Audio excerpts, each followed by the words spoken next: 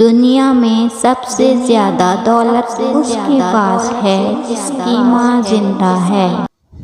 ماں کے لیے سب کچھ چھوڑ دینا، کسی کے لیے ماں کو مت چھوڑنا، کیونکہ جب ماں روتی ہے تو فرشتوں کو بھی رونا آتا ہے۔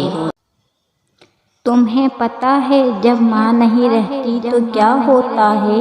خواہ مخواہ بلانے والا نہیں رہتا۔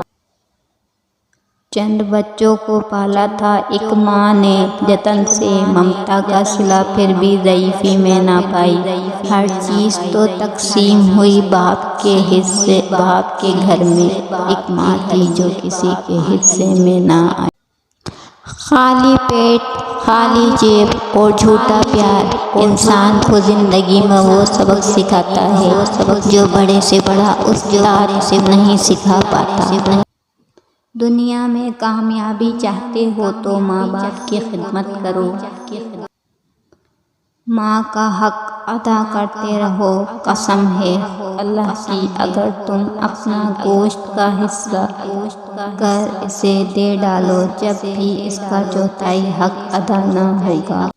یقین کریں، باپ دنیا کا وہ واحد شخص ہے جو خود سے بھی زیادہ آپ کو کامیاب دیکھنا چاہتا ہے۔ والد کی ناراضگی اللہ کی ناراضگی ہے۔ ماں سب کی جگہ لے سکتی ہے پر ماں کی جگہ کوئی نہیں لے سکتا۔ وفا کرنی ہے تو ماں باپ سے کرو، دنیا آپ کو تب ہی پیار کرے گی جب آپ کے پاس دنیا والوں کے لیے کچھ ہوگا۔